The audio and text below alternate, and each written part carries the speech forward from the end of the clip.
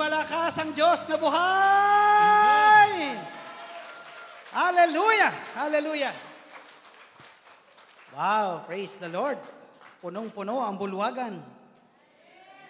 Kaya pag may nagpicture na ngayon, sigurado, malaki na ang ebidensya. Hallelujah. So mga brothers and sisters, ang atin pong gospel reading is taken from Matthew chapter 13, verses 1 and following. Mabuting balita mula kay San Mateo, Kabanata 13, talata 1 hanggang sa mga sumusunod. Handa na po ba lahat makinig? Amen. So basahin mo po natin sa English. That same day, Jesus went out of the house and sat by the lake. Such large crowds gathered around him that he got into a boat and sat in it, while all the people stood on the shore. Then he told them many things in parables, saying, a farmer went out to sow his seed. As he was scattering the seed, some fell along the path, and the birds came and ate it up. Some fell on rocky places, where it did not have much soil. It sprung up quickly because the soil was shallow. But when the sun came up, the plants were scorched, and they withered because they had no root. Other seed fell among thorns, which grew up and choked the plants. Still, other seed fell on good soil, where it produced a crop, 100, 60, or 30 times what was sown. Whoever has ears, let them hear. Listen to what the parable of sower means. When anyone hears the message about the kingdom and does not understand it, the evil one comes and snatches away what was sown in their heart. This is the seed sown along the path. The seed falling on rocky ground refers to someone who hears the word and at once receive it with joy. But since they have no root, they last only a short time. When trouble or persecution comes because of the word, they quickly fall away. The seed falling among the thorns refers to someone who hears the word, but the worries of this life and the deceitfulness of wealth choke the word, making it unfruitful. But the seed falling on good soil refers to someone who hears the word and understands it. This is the one who produced a crop yielding 100, 60, or 3 times what was sown. Noong ding araw na iyon, si Jesus ay lumabas ng bahay at naupo sa tabi ng lawa.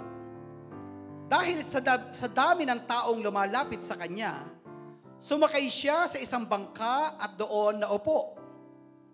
Tumayo naman sa dalampasigan ang mga tao, at sila ay tinuruan niya na maraming bagay sa pamamagitan ng mga talinghaga. Ganito ang sinabi niya, may isang magsasakang lumabas upang maghasik. Sa kanyang paghahasik ay may mga binhing nalaglag sa tabi ng daan. Dumating ang mga ibon at tinuka ang mga iyon. May mga bihini namang nalaglag sa babatong lupa. Dahil manipis lang ang lupa roon, sumibol agad ang mga binhi. Ngunit natuyo agad ang mga ito nung mabilad sa matinding init ng araw, palibhasay, mababaw ang ugat. May mga binhi namang nalaglag sa may matitinik na halaman. Lumago ang mga halamang matitinik at sinakal na mga ito ang mga binhing tumubo doon. Ngunit ang mga binhing nahasik sa matabang lupa ay namunga, may tig-100, may tig-60 at may tig-30. Makinig ang may pandinig. Makinig kayo at unawain ang kahulugan ng talinhaga tungkol sa manghahasik. Kapag ang isang tao ay nakikinig ng mensahe tungkol sa paghahari ng Diyos, ngunit hindi naman niya iyon inuunawa, siya ay katulad ng binhing nalaglag sa daan. Dumarating ang masama at agad inaalis sa kanyang isip ang mensaheng kanyang napakinggan. Ang katulad naman ng binhing nalaglag sa mabatong lupa ay ang taong nakikinig ng mensahe na kaagad at masayang tumatanggap nito. Ngunit, hindi tumitimo ang mensahe sa kanyang puso. Sandali lamang itong nananatili at pagdating ng mga kapighatian at pagsubok dahil sa mensahe, agad siyang tumatalikod sa kanyang pananampalataya. Ang binhi namang nahulog sa may matitinik na halaman ay ang mga taong nakikinig ng mensahe, ngunit dahil sa pagkabalisa sa maraming mga bagay at pagkahumaling sa kayamanan, nawawala ng puwang sa kanilang puso ang mensahe at hindi ito nakakaroon ng bunga. At ang katulad naman ng binhing nahasik sa matabang lupa ay ang mga taong dumirinig at umuunawang mabuti sa mensahe, kaya ito ay namumunga ng sagana. May tig 100, may tig 60, at may tig 30.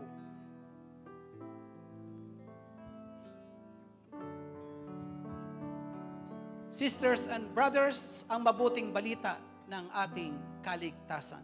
Pupuri ka namin, Panginoong Jesucristo.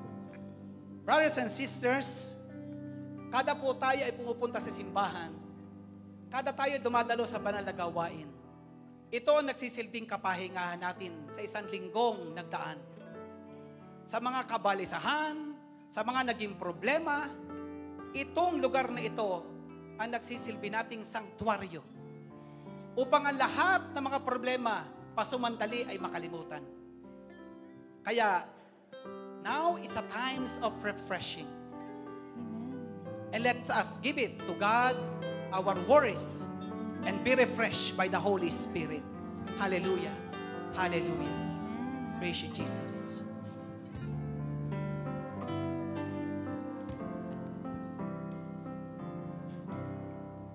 Times of refreshing, here in your presence, no greater blessing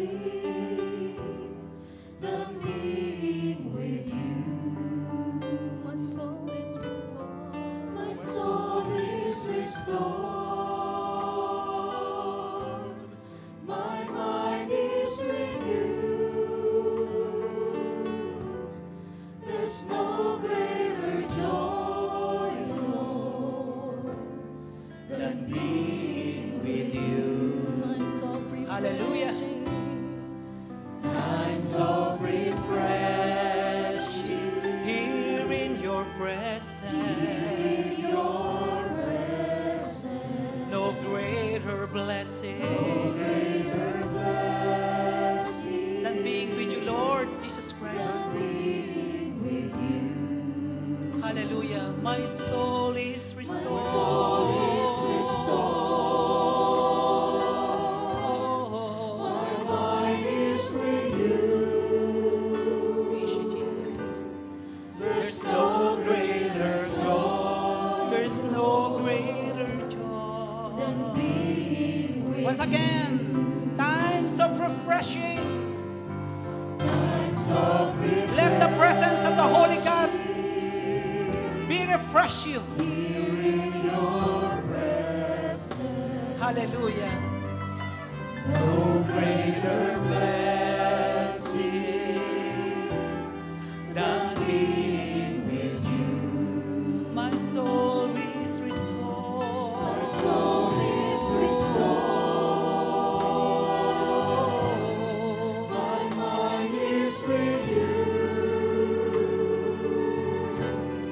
There's no greater joy. There is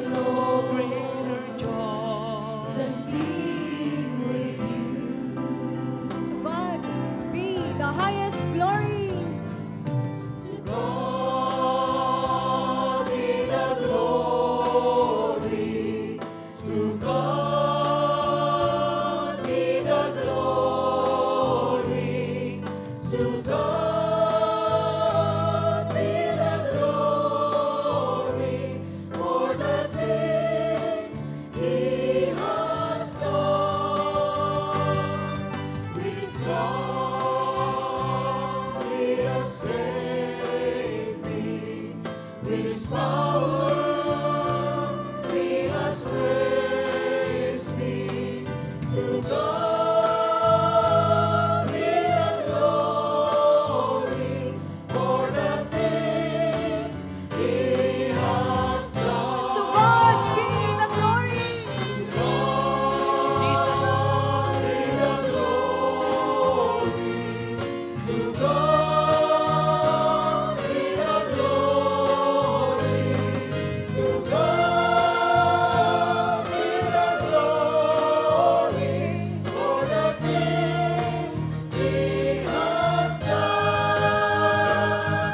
With His love He has saved me. With His power He has raised me.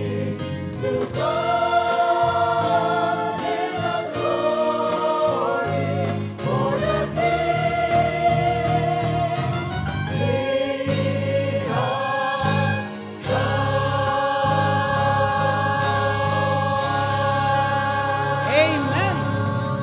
Purihin na malakas ang Diyos na buhay. Sinong na-refresh? Hallelujah. Kung hindi kayo ma-refresh sa gawain, hindi ko na alam kung ano ang magpapanariwa sa ating kaisipan. So brothers and sisters, ang huli ko puntok ay last August 8. Ito po ay follow-up mga kapatid. Doon sa huling talk, no? Kung ating nasusundan. Our topic, mga kapatid, and before that, no, nais ko munang batiin ang lahat po na nanonood ngayon sa FB Live, sa lahat po ng aabutin na mabuting balita, at sa ating lahat, mga kapatid. Sabihin natin, today is a good day. It's a good day. Because it's God Day. It's God Day. Oh, di po ba? Ngayon ay araw ng Diyos. Dahil ito'y para sa Diyos, iaalay natin ang ating mga sarili bilang handog na buhay. Amen. So mga kapatid, our topic is planting the seed of faith to bear the fruit of life. Okay? Sabihin po natin, I am. Saglit, hintayin niyo muna ang aking dictation, no? Ako muna. I am a pilgrim of hope, A pilgrim of hope, planting the seed of faith planting the seed of faith to bear the fruit of life. to bear the fruit of life. Amen. Amen. So ano pong masasabi natin sa topic? 1, 2, 3. Upo na tayo at para tayo'y ma-refresh. Mga kapatid, gaya ng tema natin itong taong ito, no? We are pilgrims of hope. Tayo po ay namamalakaya dito sa daigdig na merong pag-asa. Habang nasa daigdig, may pag-asa. Kung meron mang nangyayari sa ating paligid, kung meron mang kaguluhan, kapatid, tandaan natin, kapag tayo ay na kay Kristo, anumang kaguluhan sa paligid, tandaan natin, magkakaroon pa rin tayo ng kapayapaan. Ang kapayapaan na wala ang mundong ito. Ang nasa Panginoong Hesus, pag binigyan ng kapayapaan, ano man ang mangyari, no? Ano man ang mangyari, patuloy pa rin tayong magkakaroon ng kapayapaan sa ating mga puso. Dahil handa tayo. Amen. At ang mga namamalakaya sa daigdig nito, na mga umaasa, yan po tayo ay tinataniman ng punla ng pananampalataya. Meron na po ba tayong punla ng pananampalataya, mga kapatid? Taas ang kamay na pinunlaan na ng pananampalataya ng Diyos. Ayan, malalaman natin mamaya, mga kapatid. sa ating ibabahagi. At lahat po ng pinupunlaan ng pananampalataya ng ating Panginoon, hindi papayag ang Diyos, mga kapatid, na lahat ng pinupunlaan niya ng pananampalataya, pinupunlaan niya ng mabuting balita, hindi papayag ang Diyos na hindi yang mga pinunlaan na yan at lahat ng pinunlaan na yan ay nagsisikap sa kanyang buhay, hindi papayag ang Diyos na hindi ka palaguin. Hindi papayag ang Diyos na sa iyong paglago at ikaw ay maging isang puno, punong masigla, punong matatag. Hindi papayag ang Diyos na hindi tayo pamumungahin. Ngayon, mga kapatid, tayo po ba ay may bunga na? Sino may bunga na? Taas ang kamay! Ayan, umuunti. Kanina, nung tinanong ko, sinong pinunlaan na? Ang dami. Nung pinataas ko ng namunga na, hindi na makataas. Pero mga kapatid, kung ano man naglalaro sa ating isip tungkol sa bunga, nais ko lamang pong may linawin mamaya. No? Kasi minsan, ang ating pong perspective sa buhay, mga kapatid, ay may limitasyon. Ngunit, ang perspective ng Diyos para sa atin, mga kapatid, klaro. Klaro ang plano ng Diyos para sa atin. Klaro ang kanyang layunin para sa atin. At klaro para sa Diyos, na kung sino man ang sumusunod sa kanyang mga plano, sa kanyang layunin, ang taong yan ay pagtatagumpayin. Ang tagumpay na yan, mga kapatid, ay hindi natatapos dito sa lupa. Yan ay hanggang forevermore. Kaya may forever pagkasama ang Diyos. Sa lupa, walang forever. Naniniwala kayo? Kasi temporary lang tayo rito. Hallelujah. Hallelujah. So brothers and sisters, kung narinig po natin kanina ang mabuting balita, ang akin pong binasa munang first part ay yung Matthew 13, 1-9. Kung saan ang Panginoong Hesus, ito po yung setting nun, no? Ang Panginoong Hesus noon, mga kapatid, madalas maglakbay. Madalas siya ay pumupunta sa mga lugar upang magpahayag ng salita ng Diyos. At noong mga panahong yon, siya ay nasa Galilea, Genesaret, bayan ng Genesaret. At yung isang bahay na kanyang tinutuluyan, mga kapatid, maaaring ito ay bahay ng isang apostoles, kay Pedro. Hindi po yon na nasulat. Ang kanyang ginawa, dahil nakikita niya maraming tao na ang pumupunta doon sa bahay. Siguro kayo ay nai-imagine nyo na, no? Nagiging popular na ang ating Panginoong Hesus. Marami na siyang pinapagaling. Marami na ang kanyang naaakit, no? Para maging tagasunod niya.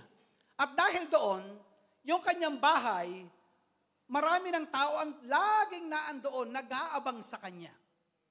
Nung makita ng Panginoong Hesus na maraming taong naandoon sa bahay na yon, just try to imagine, di po ba? Isang barangay lang yon. Ngunit nung makita niya maraming tao, anong ginawa niya? Naglakad siya, nagpunta siya sa baybayin ng dagat ng Genesaret at pumunta siya sa bangka. At doon, sa malapit-lapit sa dalampasigan, doon siya naghayag. Ang sabi po ng mga scholars, si Kristo ay very strategic. Alam na alam niya ang kanyang gagawin. Siya ay Diyos at tao. Noong araw, wala pong microphone.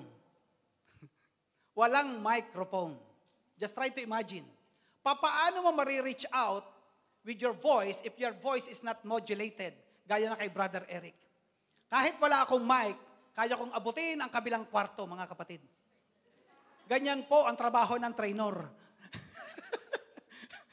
Kasi naalala ko po, noong makalawa, nagsimula yung aming service manager training program. Ako po yung nag-conduct ng training sa mga lahat ng service managers. So ngayon, nung ako yung nag-conduct ng training, sabi ng isang nag-o-observe, na supervisor noong mga trainer ng mga manager na yon, sabi niya, Sir Eric, sabi niya, yung pong boses nyo, dinig na dinig hanggang elevator, nagsara na ang elevator, dinig ko pa ang boses nyo. Sabi ko, ay anong gagawin ko? Ay ganyan talaga ang boses ko. Hallelujah. Yan po yung isang malaking pagpapala sa Panginoon. Purihin ang Panginoon. Purihin ang Diyos. Ayan. Ang ating Panginoong Hesus, mga kapatid, Maaaring ang ating Panginoon modulated din ng boses. Maaaring ang kanyang boses din po ay kagaya ng kay Brother Eric, no? Kahit malayo, aabutin. So kasi siya'y naghayag, mga kapatid, nadidinig siya ng mga tao. Kasi bakit po? Pag ikay nagsalita daw pala sa dalampasigan, somehow nag-e-echo yung boses. Di po ba? Sino sa inyo tumira sa may dagat? Yung mga lumaki sa may dagat, totoo po ba yon? O yan, sina Sister Tess. So kapag ikaw ay nasa may bangka at medyo lumayo-layo ka ng kaunti, at pag ikay nagsalita, mamomodulate ang boses mo, it would echo, at maaabot nga naman yung mga tao.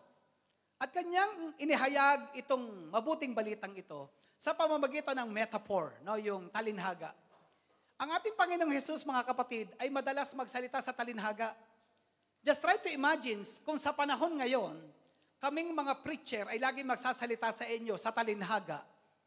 Kayo'y uuwi, nakakakamot-kamot ang ulo. Ano kang ibig sabihin ng sinabi mo? So kailangan ko pang ipaliwanag sa susunod. Ngunit ngayon, mga kapatid, di ba, hayagan na.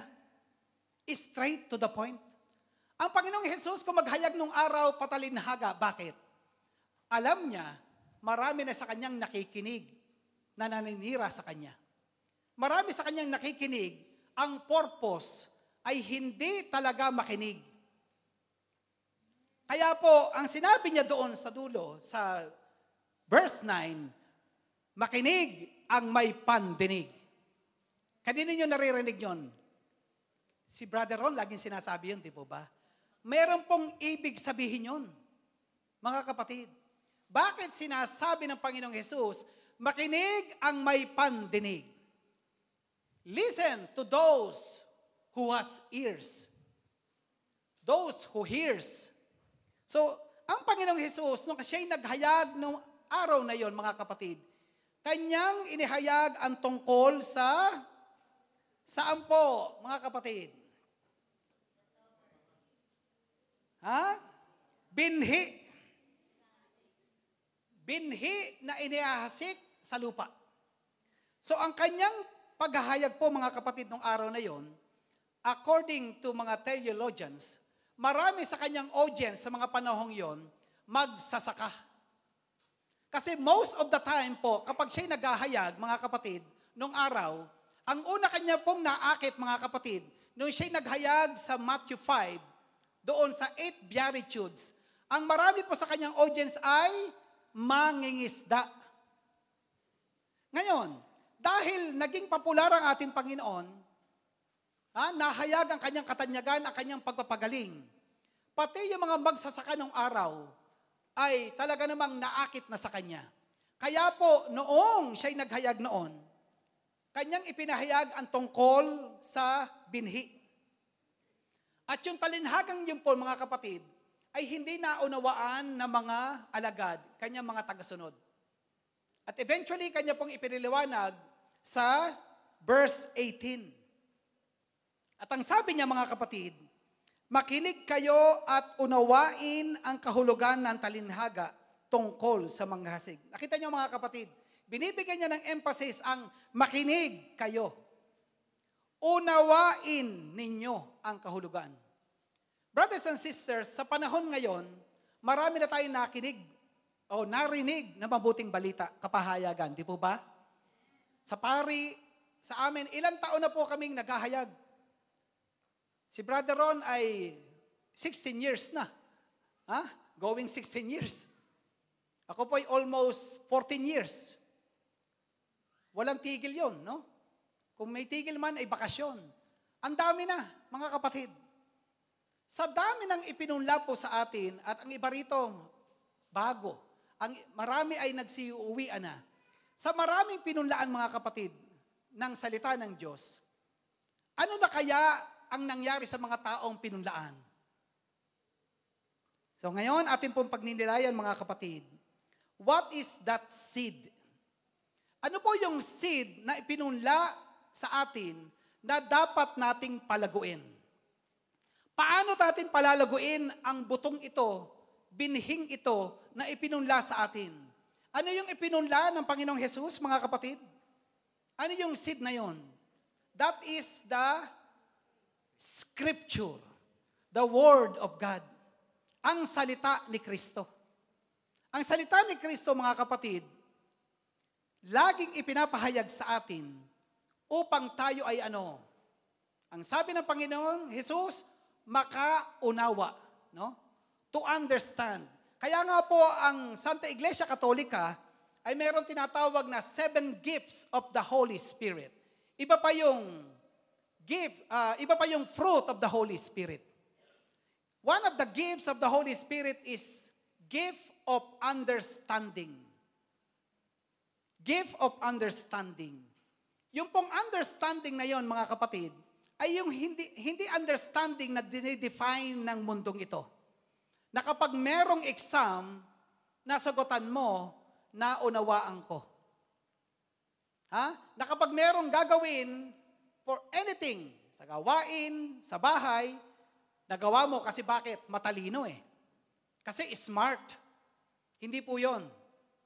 Ang understanding po, dahil makakapatid, remember, we are all spiritual beings.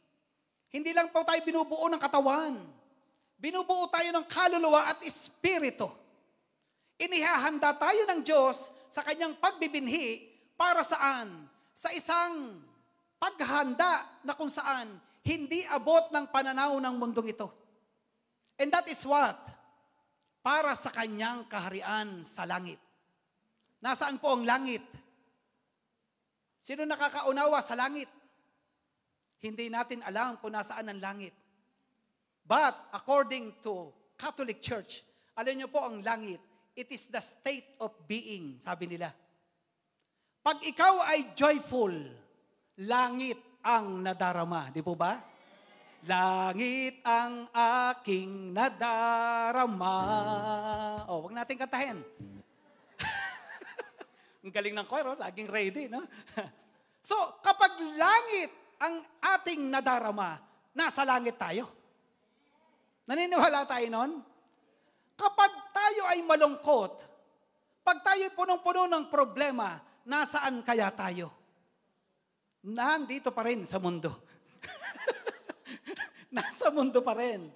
Ibig sabihin, yan yung realidad mo sa mundo. Ngunit, tingnan nyo mga kapatid spiritual being tayo. Lumalalim na po ang talk ni Brother Eric, kung mapapansin nyo. Kasi 16 years na tayo eh. Dinadala ko na kayo sa talk na kung saan maunawaan natin yung spirituality natin. Hindi na lang puro pang dito sa mundo. Unawain natin yung being a spiritual being, we have to prepare ourselves for the things that will come that God has prepared for us. Amen. Purihin natin ang Panginoon. Purihin ang Diyos. So, ang ipinupunla po sa atin ay ang buto ng salita ng Diyos. Mensahe ni Kristo. At inyong mapapansin mga kapatid sa ating pagdalo, gaya na sinabi ko kanina, na tuwing tayo dumadalo sa gawain nagsisimba, it becomes our moment of serenity, peace, joy, and we tend to forget about our problems and whatever circumstances na meron tayo sa buhay. Di po ba nalilimutan natin? Sinong habang ngayon ay nakikinig, iniisip pa rin ang problema? Taas ang kamay. Umamin. Hallelujah. So habang nakikinig ng Diyos, iniisip, naku, magpapadala ako mamaya. Ang pera ko'y ganito laang. Naku, yung aking kayang nilabahan, umiikot pa kaya? Naku, nalimutan ko yata ang Shilane. Napatay ko kaya? Hallelujah. O mga kababaihan, di po ba? O ganyan na aking sister wife. Okay? Stone is stone from heaven. Whoever gets hit, huwag kayong mainis. Okay. So, seed, mga kapatid. Itong punlang ito, mga kapatid, ay ipinupunla sa atin. Okay? Pwede ba akong pumunta sa harap? Nahihirapan po ako pag hindi makakilos. Hallelujah. Sanay po ako'y lumalakad. Okay. So, ayan. So yung mga nanood ngayon, okay, stay put lang po tayo. So, buto, mga kapatid. Tinataniman tayo ng buto. Let's put ourselves, okay, mga kapatid, let's put ourselves in the presence of God, okay? Unawain natin ang kapahayagan. Tinataniman po tayo at pinupunlaan ng buto. Yang butong yan, mga kapatid, ay hindi basta buto.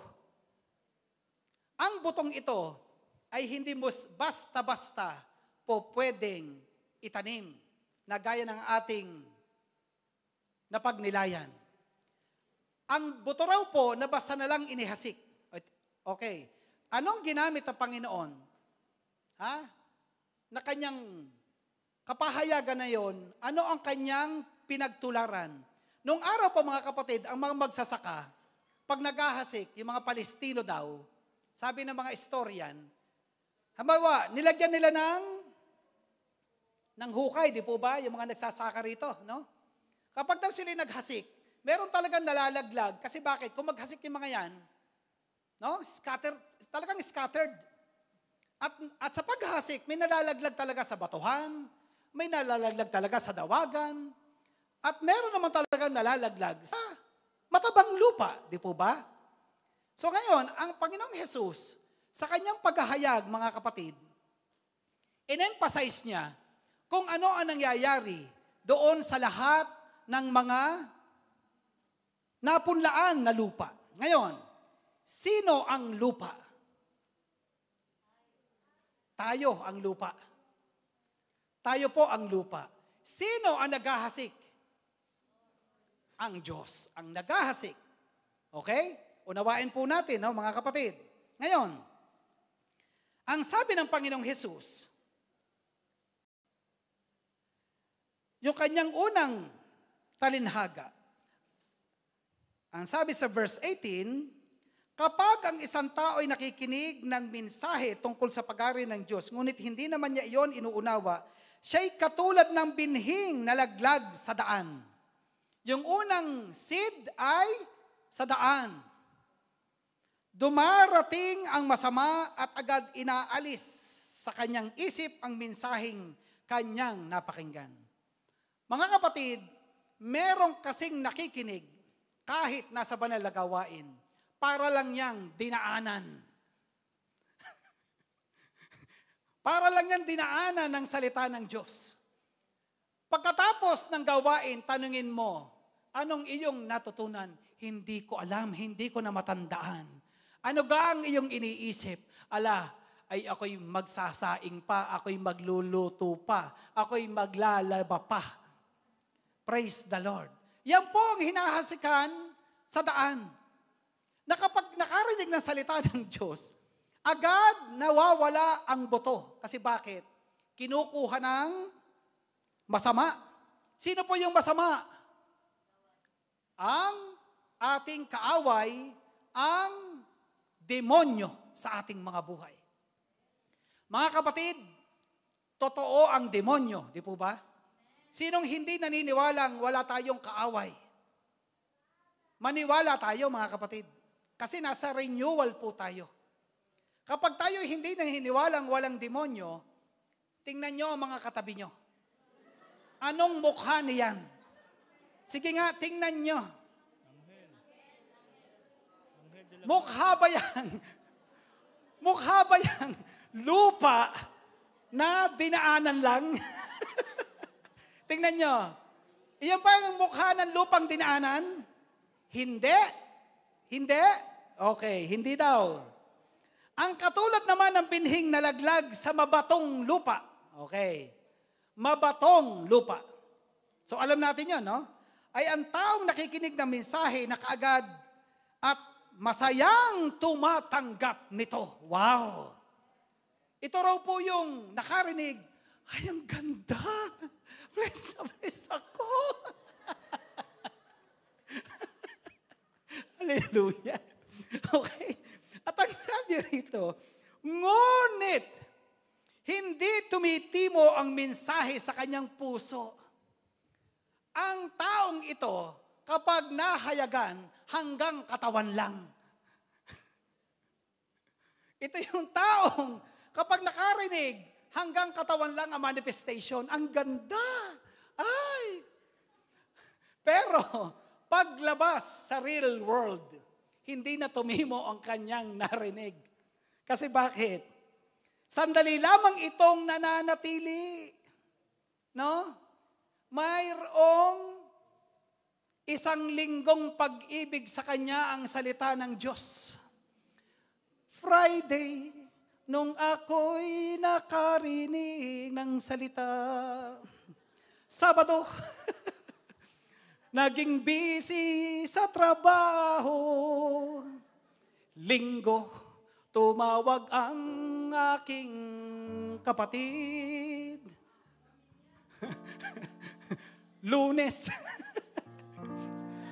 nagpadala ako ng pera.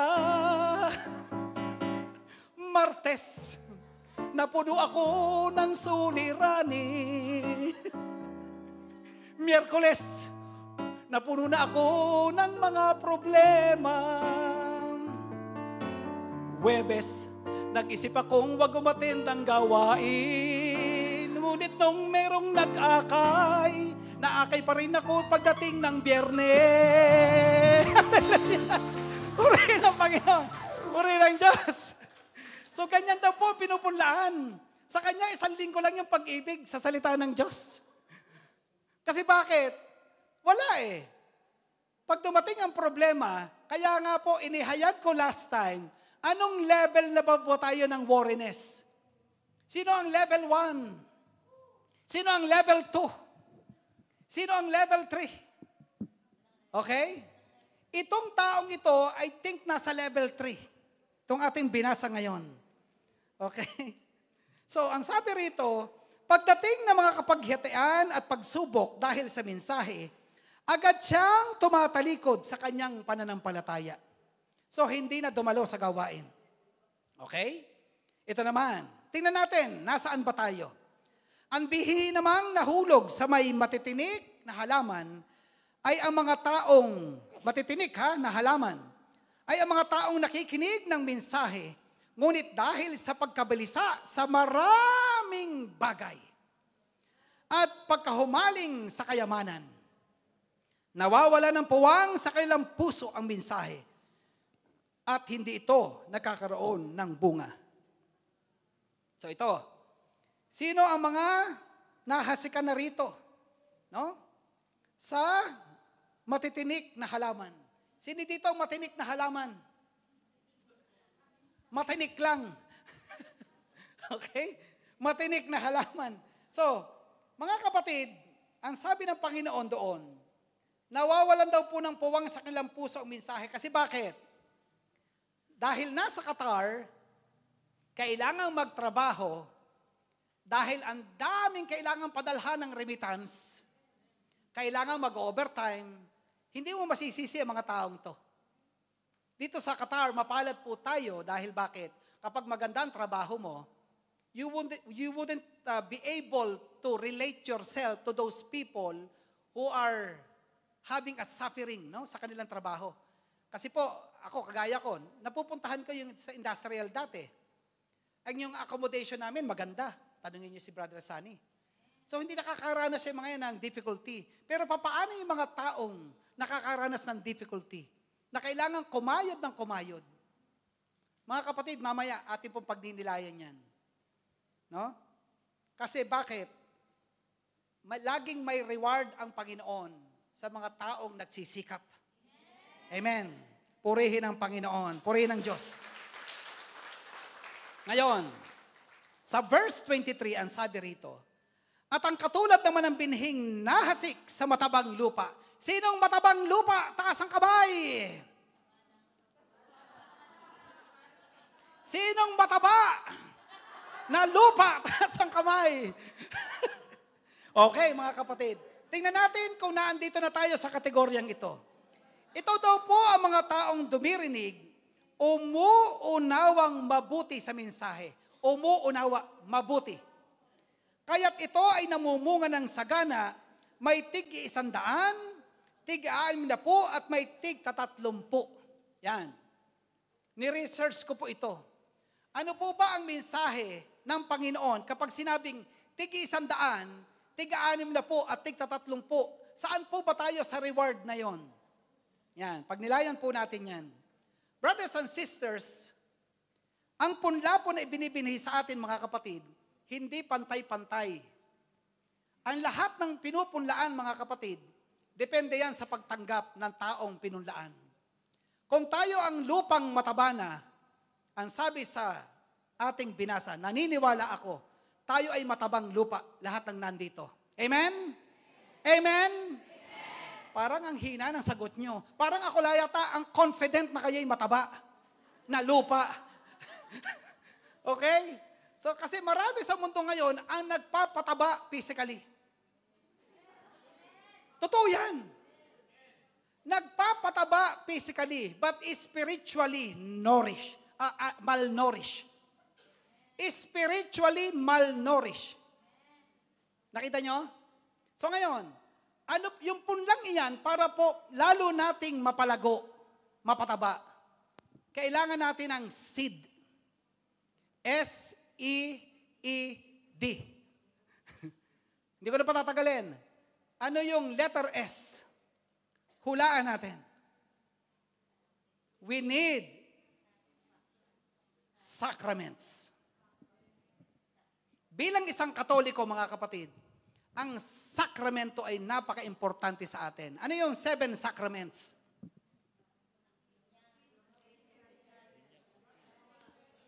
Okay. Kaya nating i-define. Kaya nating i-define. Do we know the meaning? Do we know the context? Do we know the essence of 7 sacraments? The 7 sacraments, mga kapatid, may 3 pong kategorya yan, no? Sacraments of initiation, healing, and sacrament of service of communion. Okay? Yan pong 3 yan ang kategorya. Kapag sinabing initiation, mga kapatid, first sacrament of initiation is baptism. Nung tayo bininyagan, mga kapatid, hindi natin alam, di po ba? Pero alam niyo po ba, sa pagbibinyag sa atin, tinanggal na sa atin ang kasalanang mana. Pero sa mga taong bininyagan sa kanilang adult life, yung mga nagpa-convert sa Catholicism, yan, aware sila, conscious sila, na sila'y nililinis sa kasalanan.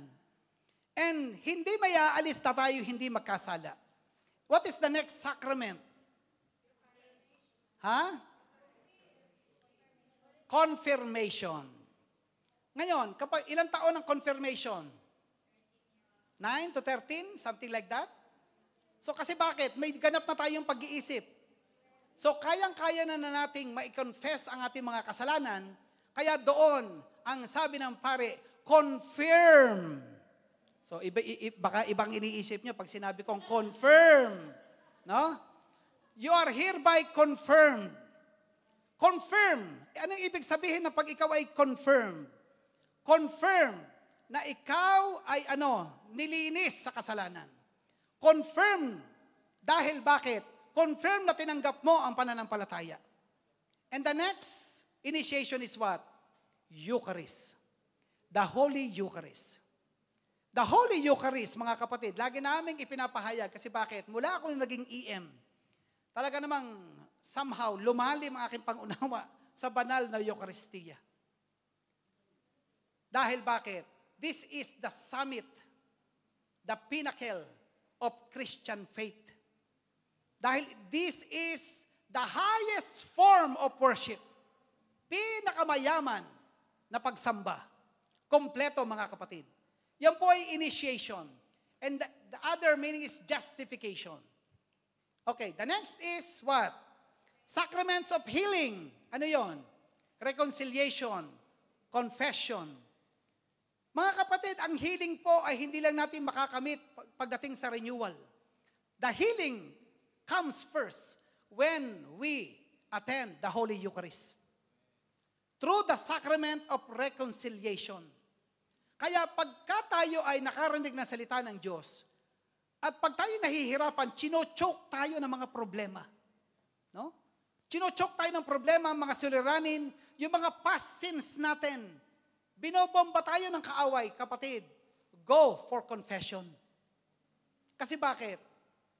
Hindi natin kaya ang kaaway. With might, with our mind, with might and mind, hindi natin kaya. Huwag tayong mayabang. Baka iniisip natin dahil nasa renewal tayo, kaya ko ang kaaway. No. Matagal nang kilala ng kaaway ang lahat ng tao sa buong mundo. Matagal na nilang kilala kung paano tayo mag-isip, paano tayo kumilos, paano tayo magsalita. Kaya sa ating mga salita, minsan gagamitin talaga yan, hindi lang minsan madalas. Sa ating sasabihin, minsan may misconstrued. Itutwist yan ng demonyo at ililiban sa ibang tao. Na yung sinabi mo, ay ito na ang version niya. Ang tawag doon, chismis. O, totoo yan. Marami pong sinisira ang chismis. Number 1 dyan, ang media. Sa mga fake news. Diyan tayo sinisira. Kasi bakit? Gusto ng demonyo magkaroon tayo ng division. Sa gawain, gusto niya magkaroon tayo ng division. Kasi bakit? Ayaw niya ang mga anak ng Diyos ay lumago sa pananampalataya. And that's why we need to heal ourselves. We have to always go for reconciliation. Next is anointing of the sick. Yung pong anointing of the sick, mga kapatid, baka mali tayo ng paniniwala, ito po ay hindi lamang ina-administer sa mga malapit nang mamatay. Kasi minsan, ang thinking natin, yung ginagawa ng anointing of the sick ay yung mga taong malala na ang sakit. Paniliwanag po ni Father Rodelion.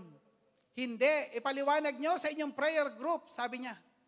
Ang anointing of the sick, kapag ikay may sakit, nakaratay ka, at hindi mo kaya sa sarili mo, na o-overcome ka ng mga problema suliranin because of that sickness, ask for the anointing of your sickness. Because with the anointing of the sick, mga kapatid, naranasan ko na yun ngayon dahil ministry of the sick po ako. Ang ginagawa po ng pare, pinupuntahan niya may sakit. And most of the time, mga kapatid, ang amin pong pinapasyalan ay nasa hospital, nasa bahay, may cancer, may taning na ang buhay. At awa ng Diyos sa aming 14 na napuntahan, 4 na po roon ang sumakabilang buhay na. Ibig sabihin, hinintay lamang nila ang confession and anointing of the sick. Kasi bakit? Kailangan nila ng anointing bilang paghahanda sa kanila, bilang pagbabasbas sa kanila, na sila'y pinapatawad sa kasalanan, at ngayon, Lord, handa na akong harapin ka. Napakapalad ang mga taong yun. The third is sacrament of service communion, holy order and matrimony.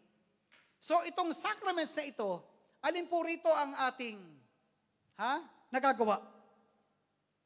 Kung tayo po ay hindi nakakapagkumpisal, kasi minsan ang thinking ng iba, yearly okay naman eh.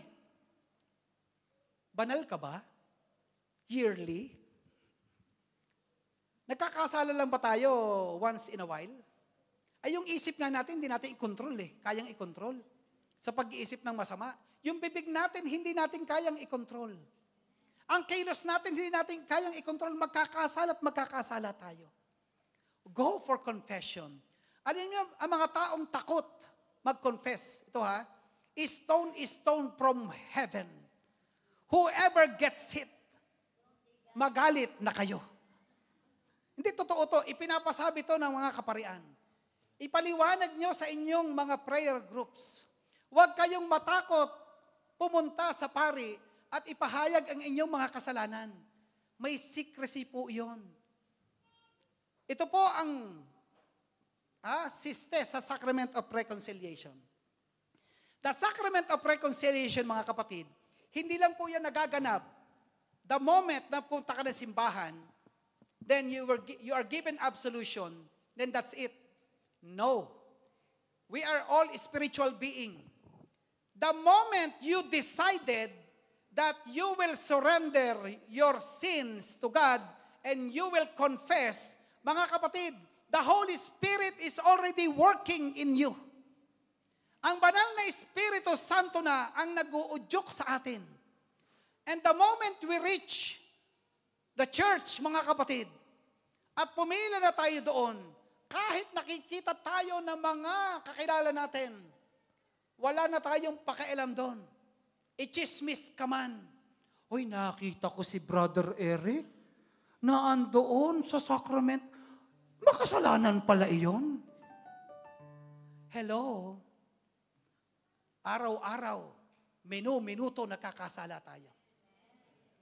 Huwag po tayong tatanggap ng banal na katawan at dugo ni Kristo na meron tayong mortal sin, na tayo ay conscious. Consciously, deliberately, ibig sabihin, may consent na tayo ay magkaroon ng mortal sin. Walang basta-basta makaka-recover kapag lagi nating ginagawa yon. Kasi bakit? You will be overcome by the evil spirit.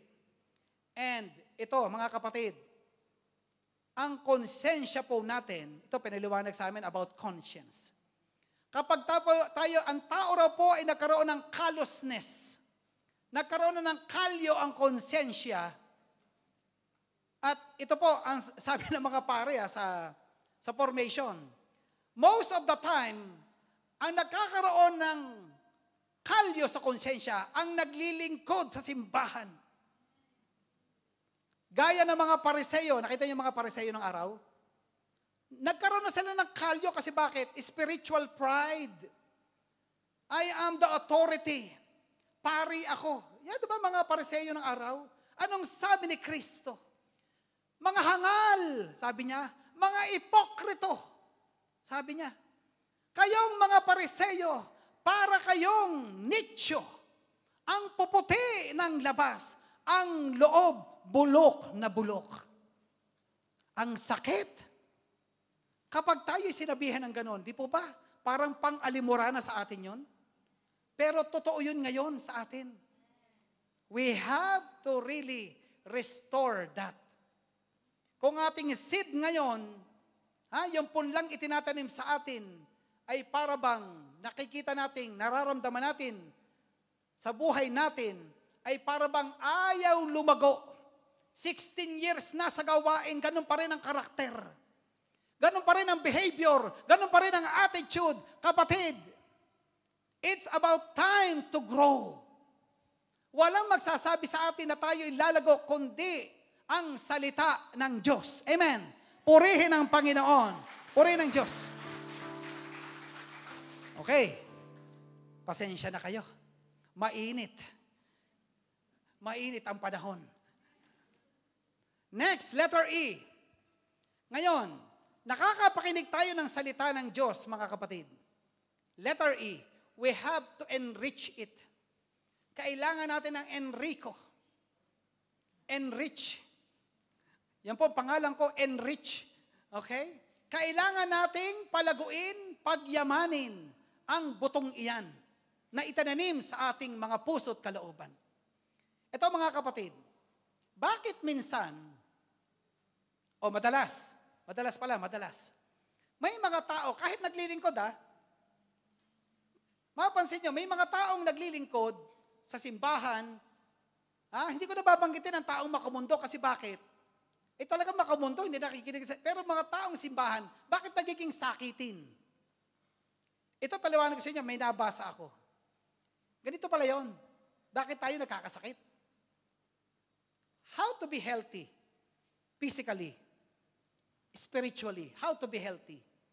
Magbasa tayo mga kapatid. Bakit nagkakasakit ang tao? Kapag pinunlaan ng demonyo ang tao sa kanyang isip ng masamang salita. At yung salitang yan, it lingers in the mind of that person. Ito ang matindi. Kaya ang tao minsan nakakaroon ng sakit sa utak. The cells is being damaged because of those negative thoughts. Akala nyo ba dahil lang sa pagkain? Ang sabi ng siyensya, ang number one killer is stress. The number one killer is negative thoughts.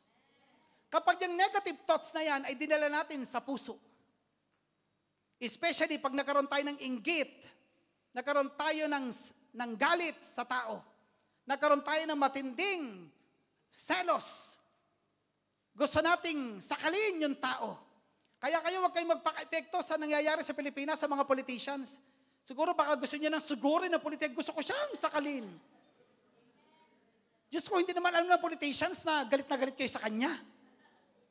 Sineshare ko sa kami bahay, magbasa tayo ng news. Don't keep it here.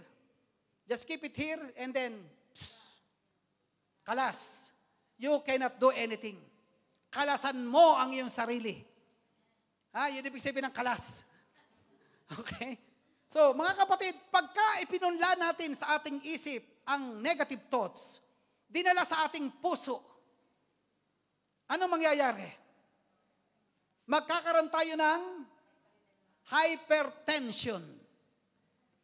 Ang hypertension, mga kapatid, ano mangyayari eventually? Kapag naglinger pa rin ang mga masasamang ating iniisip, magkakaroon tayo ng sakit sa puso.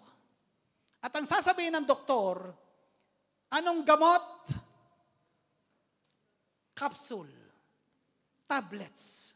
Nakita niyo ang gamot ng mundo? At ang sabi ng doktor, kasi ang doktor, binibigyan niya ng pang-convention na mga pharmaceuticals. May maintenance ka na. Lifetime na yan. Huwag mong titigilan, para naman na kayo tuloy ang kita. Okay, no offense. No offense. Mga kapatid, may nabasa ako dyan. Kailangan siyempre ng doktor na kumita. Pero sana naman ikaw, totoong makita mo na kung ano talaga ang nagiging sanhi ng sakit mo. Amen. Enrich. Pagyamanin ang buto sa pamamagitan ng mga kapatid. Ang sabi sa Hebrew 11:6, for without faith, it is, without faith is impossible to please God. Kapag wala tayong pananampalataya, mga kapatid, imposibleng ma-please mo ang Diyos. Hindi po pwedeng nagdasal tayo ngayon, Lord, kailangan ko ng remittance para sa Pilipinas. Lord, dagdagan nyo ng sahod ko, Lord. Pagdating naman sa opisina, ang tamad. Nakikita ng boss. Anong ginagawa mo? I'm busy with the reports, pero FB ang nakabukas. Hallelujah! Paano ka makakaroon ng promotion?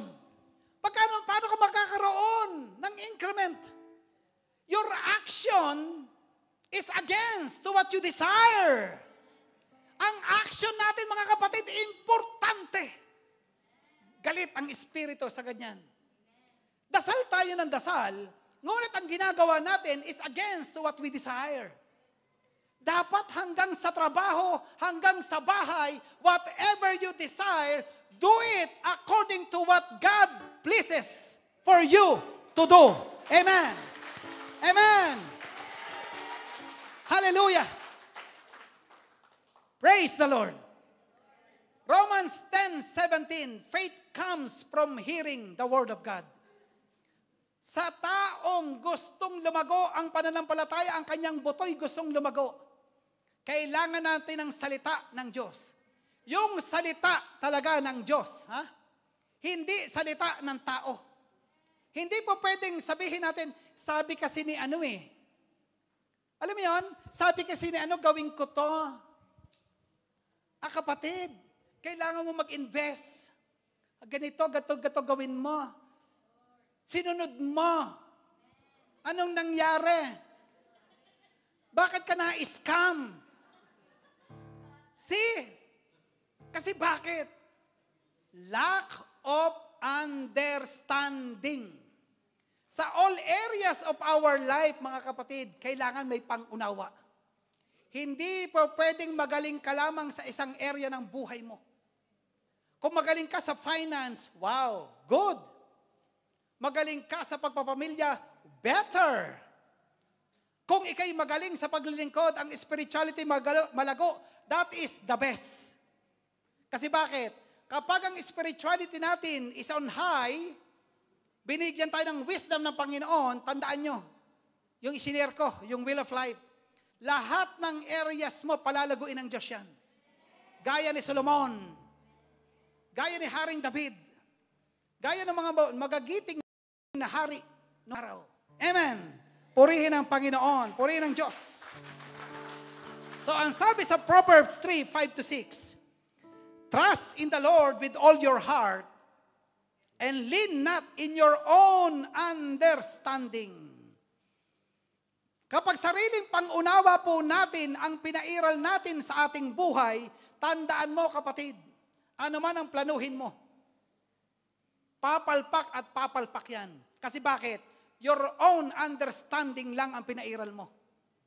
Mamaya, pakinggan nyo mamaya. Very exciting. In all your ways, submit to Him. Submit to Him. Kaya nga kapatid, ngayon pag tayo nagdadasal, Lord, may gusto po akong may mangyari sa aking buhay. Gusto ko po ang anak ko ay ganito. Gusto ko po ang trabaho ko ganito, Lord. Pero, naayon sa iyong kalooban, Panginoon, loobin mo, Panginoon, na mangyari ito. Ano bang kalooban ng Diyos? Gawin mo ang tama. Do the right thing. Hindi pwedeng pag nagdasal, Lord, loobin nyo. Madagdagan ako ng sahod. Ma-promote ako. Hindi po pwedeng whatever we are desiring, at hindi ibinigay ng Diyos, sasabihin natin, di ba, ito ko na yan, ay hindi kalooban ng Diyos na ako'y ma-promote. Diyos ko, nung dumating ka, admin, yung iyong office boy, pagdating ng 10 years, naging manager mo, may problema ka na. Bakit? Naunahan ka pa. Kasi bakit? There's something in us, minsan, hindi natin nakikita. Nakita nyo sa buhay natin? Kasi bakit? Ang sinisisi natin, ibang tao. Sa nangyayaring kapalpakan sa buhay natin. Ang sinisisi natin, yung mga nangyari sa atin. Reflect, mga kapatid. Kayo mga nanonood ngayon. Stone is stone from heaven. Whoever gets hit. Now, it's about to change. Makinig ka lamang. Amen. Letter E, another E. Kailangan natin ng sacraments para tayo ay lumago. Kailangan natin itong palaguin. Ano yung isang letter E? Hindi, enrich, tapos na eh. Ano yung isa pang letter E sa seed? Ito, bakit may nawawala sa gawain? Yung binasa ka natin kanina, hindi nananatili sa pananampalataya. Hindi nananatili sa pananampalataya, hindi nagpapatuloy sa buhay, hindi nagpapatuloy sa pagsisikap kasi bakit? Nawala ng endurance. Kulang sa endurance. Kasi bakit? Lack of vitamins. Kaya, sa mundong ito, mga kapatid, ang sabi nila, para daw ikay laging masigla, kailangan kang mag-vitamins. Mga kapatid, ang aking vitamins ay iba. Sabi ko sa aking sister wife, ang aking vitamins is the love of my wife. Ang aking vitamins is the love of congregations. The love of my friends. That's my vitamins. Love is my vitamins. Kapag ang vitamins mo ay yung mga kapsula na iniinom mo, ngunit ang isip mo at puso mo ay full of negativities, kalimutan mo na ang vitamins na iniinom mo. Hindi na epekto yan. Dapat ang vitamins mo ay L-O-V-E, ang brand. L-O-V-E, ang brand. Yan ang vitamins na kapag ininom mo daily, mga kapatid, 3 times a day, ay totoo nga naman, you will always be on high. Amen. Amen, kapatid. Amen. Tuwan-tuwa si kapatid, siguro talagang in love siya. Hallelujah. Purihin ang Panginoon. Purihin ang Diyos. Hallelujah. Kailangan natin ng katatagan. Sinong matatag na? Taas ang kamay. Yan. Purihin ang Diyos. Okay. Ang sabi sa Romans 5, 3-5, not only so, but we also glory in our sufferings. Because we know that suffering produces perseverance. Kapag daw tayo ay may suffering, at ang suffering na yan ay ating napagtagumpayan, it produces what? Perseverance. Okay? Perseverance to character. And character to hope. Nakita natin? Now, and hope does not put us to shame. Because God's love has been poured into our hearts through the Holy Spirit who has been given to us. Kaya sabi ko, importante ang vitamins of LOVE. Kapag wala tayong vitamins of LOVE, magkakaroon tayo ng sakit. Inumin natin yan araw-araw. Ang sabi sa Tagalog, hindi lamang iyan, ikinagagalak din natin ang mga kahirapang ating tinitiis dahil alam nating ito'y nagbubunga ng pagtsatsaga. At ang pagtsatsaga ay nagbubunga ng mabuting pagkatao. So, ibig sabihin, tama yung aking nihayag dati, experience in life. Kapag tayo yung mga bad experiences, experience of suffering, trials, persecutions, magdiwang ka na, kapatid. Kapag napaglampasan mo yan. Pag nalampasan mo yan, makapatid, ano man ang ibato na sa'yo ng kaaway, talbog lang iyan. Hello, wala nang kwenta yan. Yung mabigat-bigat, ang ipapadala na sa'yo, 5-star general. Kaya humanda ka na. Mga kapatid, wag niyong hahamunin ang kaaway kung hindi tayo handa. Mag-ingat tayo. Okay? So, ang sabi rito, at hindi tayo binibigo ng pag-asang ito sapagkat ang pag-ibig ng Diyos ay ibinuhos niya sa ating mga puso sa pamamagitan ng Espiritu Santo na ipinagkakaloob sa atin. Amen? Now, finally, huwag na kayong kumanta, wala na tayong oras. Ano yung letter D? Hula. Ito importante para tayo'y magtagumpay. Ano? Dedication. Anong songs ba ang gusto mong i-dedicate? Okay, importante ito mga kapatid. Isang regalo ito ng Diyos. Gift of the Holy Spirit. Discernment. Sino ang may discernment na rito? Okay, let us define discernment. Lagi nating naririnig ang word na ito, mga kapatid. Ang lagi ko sinasabi rito, alamin natin lagi ang context. Pagka may words tayo na-encounter sa buhay natin, alamin natin yung konteksto. Ano bang mensahe nitong salitang ito? Si Kristo, pag naghayag ganon, mga kapatid, lahat ng kanyang pinapahayag, may kahulugan. Hindi lang basta pinahayag niya yun. Kasi bakit? He is very intentional, God. The love of God is very intentional. Ang intention niya lagi, mga kapatid, kada siya'y magpahayag, tayo ay baguhin. Tayo ay akayin pabalik sa Kanya. Tayo ay pagbungahin. Tayo ay palaguin. Tayo ay bigyan ng grasya. Bigyan tayo ng pagkapala. Hallelujah. Brothers and sisters, grace, ang sabi ni San Pablo, is sufficient for us. Amen. Ang grasya ng Diyos ay sapat sa atin. Kaya kailangan, ang grasya na yan na tinatanggap natin, wag nating sayangin. Amen. Hallelujah. Ano pong discernment sa Tagalog? Ang pag ikay umuunawa, pag-unawa, hindi po pang-unawa. Pag-unawa. Paglilinaw. Yan po ang discernment. Iba ang pang-unawa sa pag-unawa. Naunawa natin yon? Okay. Hallelujah. Okay. We need to discern God's will to ensure our lives are oriented toward Him. Kailangan maunawaan natin ang kalooban ng Diyos, mga kapatid, to ensure, upang masigurado natin ang buhay natin, mga kapatid, ay patungo sa Kanya. Hindi,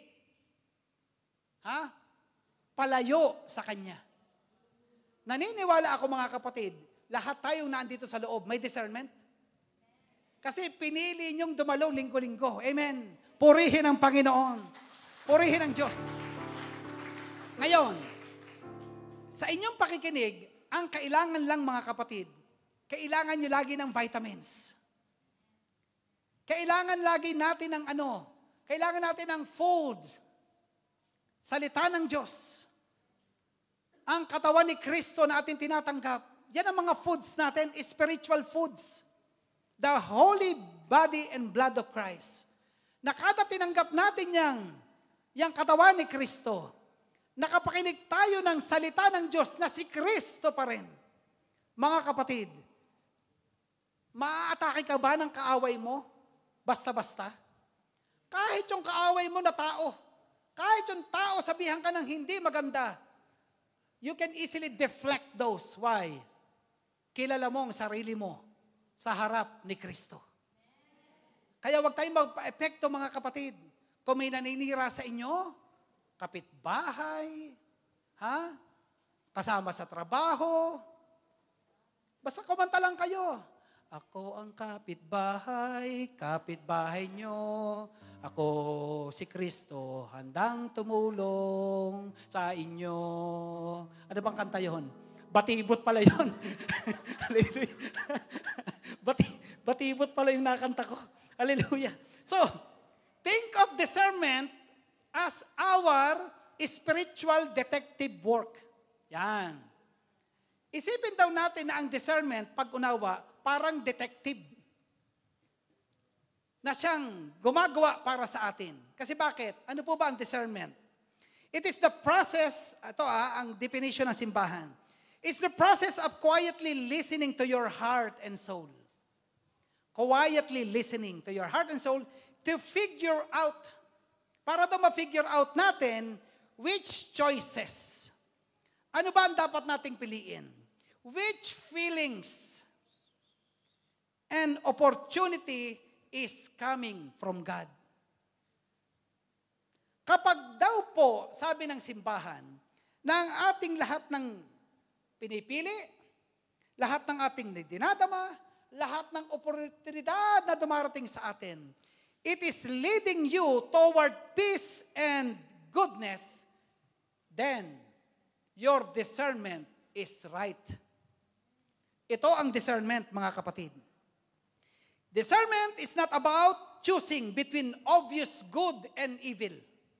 Hindi po yun. Hindi mo na kailangan ng discernment.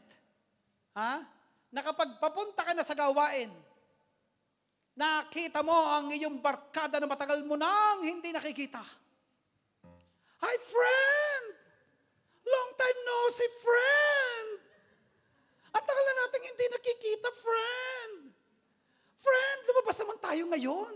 Punta tayo ng Bellagio. Mano tayo ng sine. Ay, pupunta ka ng gawain. So, obvious yun. Hindi mo na kailangan ng discernment. Amen? Kasi bakit? Teka muna. Ang sasabihin mo naman, ang taong binigyan ng knowledge and wisdom, ito naman ang kanya sasabihin, ay, friend! Friend! Ay, alam mo, may pupuntahan ako mas maganda sa pupuntahan natin. Yung niyayayaan mo. Ay, ano yon? Piyestahan doon. Kakain tayo ng masarap, friend. No? At friend, pag doon tayo nagpunta, sigurado, mag-i-enjoy ka. Ang daming tao, parang concert. Then niyaya mo sa gawain. Ang nangyari sa iyong friend, na holy ng Panginoon. Nung siya'y na-holy ng Panginoon, then, I'm telling you kapatid, pagpapalaing ka ng Diyos. Purihin ang Panginoon. Purihin ang Diyos. Okay. So mga kapatid, meron akong ikukwento sa inyo. Okay? Bago tayo magtapos. I need a few extensions. Okay? Sa council, please. Merong isang pari, si Father Daniel. Si Father Daniel, na-assign siya sa parokya na yon. Sa kanyang pag-assign sa parokya na yon, napansin niya ang mga tao hindi pala simba. Kada siya'y magbimisa, minsan nagmisa siya, walang tao, walang pumunta. At sa kanyang pagka-contemplate, ang sabi niya, siguro hindi na lang ako magmimisa. Lord, ano ba tong ginagawa ko? At minsan, isang Sunday, siya ay nagmisa. Malakas ang ulan. May pumasok na 2 tao, sabi niya. The usual, lakas ang ulan, walang pupunta. Pero may pumasok na 2 tao ng gabing yun. At si Father Daniel, tuloy ang misa. Ang mga pare, mga kapatid, kahit walang tao, magmimisa yan. So, tuloy ang kanyang pagmimisa. At sabi ni Father Daniel, after niya magmisa, magdi-decide na ako. I have enough. Magpapa-assign na ako sa ibang parokya. Lalapit na ako kay Bishop dahil I am a failure. The following week, mga brothers and sisters, si Father Daniel, nagmisa uli. Nagulat siya. May 15 pumunta. Ang sigla niya sa kanyang pagmimisa. At pagkatapos ng misa, may lumapit sa kanyang babae. Yung babae, sabi sa kanya, Father, pwede po ba kayong makausap? Yes, sister. Father, last week po ang lakas ng ulan, Father. Ako po ay magtatangka ng magpakamatay. Gusto ko nang tapusin ang aking buhay kasi bakit? Iniwan na ako ng aking boyfriend at dahil doon, naapektuhan na aking performance, nawala na po ako ng trabaho. At ang aking pamilya, mga kapatid, naapektuhan na rin. Ako po'y naging mabigat na pasanin na sa aking pamilya. Nung gabing yung po ako'y naglalakad, papunta na sa tulay. At tatalon ako sa tulay, malakas ang ulan. May nagbulong po sa aking dumaan sa parokya. At naabutan ko, Padre, nung kayo'y nagmimisa, kayo'y may sinabi, Padre, na nakapukaw po sa aking puso't kalooban. Padre, salamat po, niyakap siya ng babae at iyak ng iyak. Dahil po sa inyo, sa inyong sinabi, Padre, ako po'y nakapag-isip-isip, bumalik ako ng tahanan, humingi ako ng tawad sa aking mga magulang, sa aking mga kapatid, at pinatawad nila ako. Kaya ito po, Padre, kasama ko ang aking pamilya ngayon. Gusto kanilang makita. Pagkatapos ng babae, lumapit naman yung isang lalaki. Sabi ng lalaki, Padre, nakita ko po, kausap niyo yung babae, umiiyak. Meron siyang ikinuwento sa akin. Padre, ako po'y may ikukwento sa inyo. Last week po, Padre, malakas ang ulan. Ako po, Padre, gusto ko nang hiwalayan ang aking asawa. Padre, ako po ay hindi mabuting asawa, Padre. Marami ako nagawa sa aking asawa. Nung gabi pong iyon, nag-away po kami ng matindi. At nung gabing iyon, Padre, habang ako'y nasakyan, may nagbulong sa akin. Pumunta ka sa loob ng parokya. At ginawa ko, ako po'y pumarada, pumunta ako sa loob ng simbahan, at narinig ko, meron kayong sinabi, Padre. At ito po'y nakapukaw sa aking kalooban. Yan po, sinama ko ang aking pamilya. Padre, nagkaayos po kami ng aking mag-asawa, ako po'y pinatawad niya. After niyang makausap, umalis na ang mga tao. Si Padre pumunta sa sakristi. Iyak ng iyak. Sabi niya, Lord, patawarin mo ako. Hindi ko alam na yung palang ipinupunla kong salita ng Diyos, merong matataniman. Lord, patawarin mo ako. Dahil nagkulang ako ng pananampalataya. Nagkulang po ako ng pag-asa. Brothers and sisters, nangungusap ang Diyos ngayon. Hindi tayo dapat mawalan ng pag-asa. Lahat ng itinatanim po natin ngayong paglilingkod, kung hindi natin nararamdaman ang biyaya ng Diyos, kung anong ating hinihiling, tandaan nyo, may ibang taong makikinabang niyan dahil sa paglilingkod natin. Una, ang pamilya natin. Mga mahal natin sa buhay. Yung taong na-touch ng buhay mo dahil sa pagbabago mo. Kapatid, this is how God plants seed. It's not all about us. It's about other people as well. Our families, our loved ones. Hindi lang tayo nabubuhay sa mundo dahil sa ating pansarili lamang, di po ba? Kaya kapatid ko kay Kristo, huwag tayong mawala ng pag-asa. Magpatuloy tayong magtanim. Yung butong iyan, mga kapatid, palaguin natin. Let's enrich it. Let's endure all the sufferings, lahat ng mga pagsubok through the help of God. And let's discern, brothers and sisters, kapag merong desisyon na kailangan gawin, ipagdasal muna. Huwag magra-rush agad ng desisyon. Huwag tayong magdesisyon kapag tayo'y galit. Sabihin ko sa inyo, sigurado palpak ang desisyon. Magdesisyon tayo out of serenity of heart. Tayo po tayong lahat, mga kapatid. Brothers and sisters, paalala po sa atin ng Panginoon, huwag nating isipin na ang ating pinupunla ngayon ay walang kabuluhan. Dahil sa mga nararanasan natin, kung ano man yang nararanasan natin, kung yan man ay ginhawa, yan man tayo may pagsubok, kung yan ginhawa, aanihin natin ang ating pamilya. Kung yan ay pagsubok, malalampasan natin yan. Dahil tapat ang Diyos. Whatever seed of faith God is planting in our lives, it will bear much fruit. At ang bungang yan, mga kapatid, hindi natin mai-imagine. Yung dinidesire natin, kapatid, na mababaw na desire, mas malaki ang ipapalit ng Diyos. Materially, physically.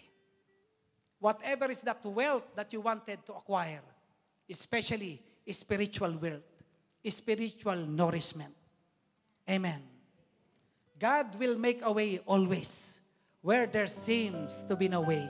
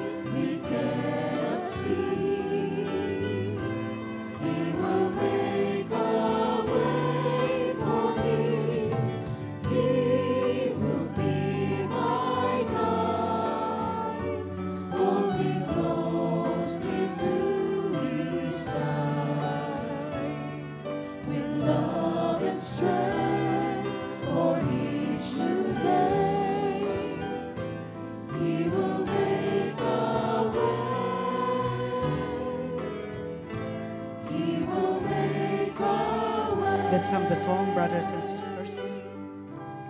Panginoong Diyos, Ama makapangyarihan, maraming salamat po, dakilang Yahweh El Shaddai, sa patuloy niyong pagpupunla ng mensahe sa aming buhay, Panginoon. Gaya kami ng mga lupa, Panginoon, na ngayon nais naming patabain ang lupang ito, Lord God, sa pamamagitan ng iyong presensya sa aming mga buhay. Lord, hayaan mo po, Panginoon, ang mga buto na natatanim sa amin ay lumago sa aming buhay. Pumuhay, Panginoon, magbunga sa amin, Panginoon. At hayaan mo po, mga kapatid kong ito, mga brothers and sisters, na patuloy na nagsisikap na mabago ang kanilang mga buhay, patuloy na nagsisikap, Panginoon, na makamit ang tagumpay.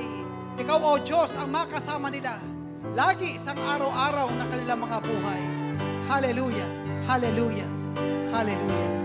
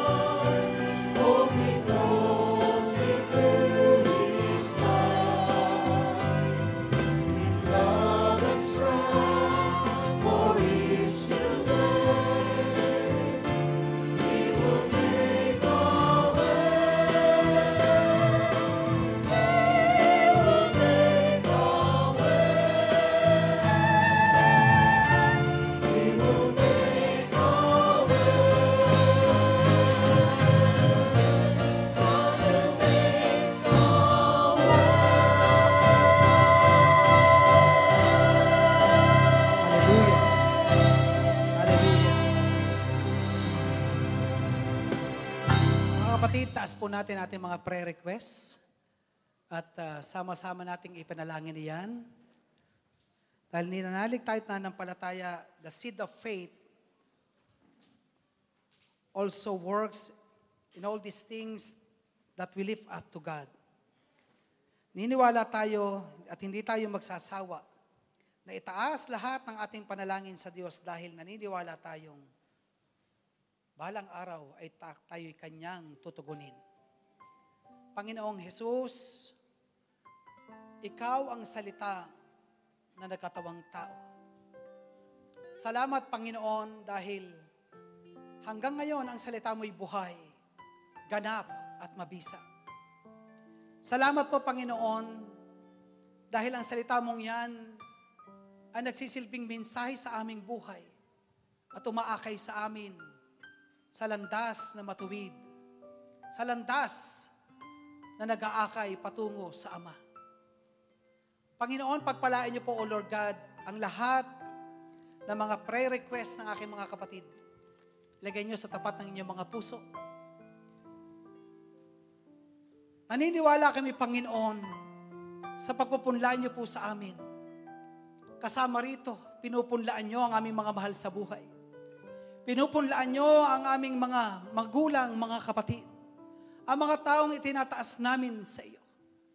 Dahil naniniwala kami, O Diyos, na hindi lamang kami ang nais mong pagpalain, maging ang lahat ng aming mga kapamilya, ang lahat ng mga taong itinataas namin sa iyo.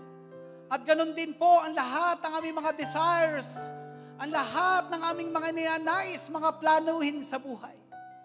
Lord, nananalig kami at nananampalataya na gaya ng isang matabang lupa, Panginoon, naway kami iyong bigyan ng pagpapala na gaya ng sinabi ng Panginoon mo, Jesus. Tig 100, tig 60, tig 30. Panginoon, hinihiling po namin na nawa, O Diyos, loobin mo, Panginoon, ayon sa iyong plano at layunin, natanggapin namin ang mga biyayang yan, lalo't higit ang magpapalago sa aming mga buhay spiritual. I-bless niyo po, Panginoon, ang mga mahal sa buhay ng aking mga kapatid, ang kanilang mga hanap buhay, ikinabubuhay, mga mahal sa buhay, lahat, Panginoon, na kanilang naiisip sa oras na ito. With faith, hope in our hearts, we believe, O Lord God, we are going to bear fruits habang kami mananatili sa iyo. Kaya salamat po, O Diyos, sa lahat ng biyaya mo. Salamat sa pag-ibig mo, at itinataas din po namin sa oras na ito lahat na sa panig ng karamdaman. Naming mga mahal sa buhay, at mga taong nais namin pagpalain materially, physically, spiritually. Aming mga trabaho, Panginoon, lahat ng ipinagkatiwala sa amin sa pangalan ng Jesus. Hallelujah. Hallelujah. Let's give Him thanks with a grateful heart.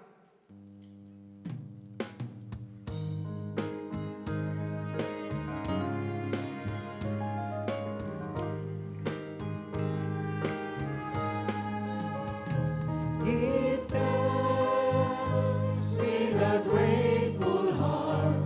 Give thanks to the Holy One. Give thanks because He's given Jesus Christ, His Son. Let us give thanks with a grateful heart. With a grateful heart, give thanks To the Holy to the One, Holy One. Give thanks because He's because given He's given Jesus. Christ, His Son. And now, And now, let the weak say, I am strong. let the poor Say, I am rich.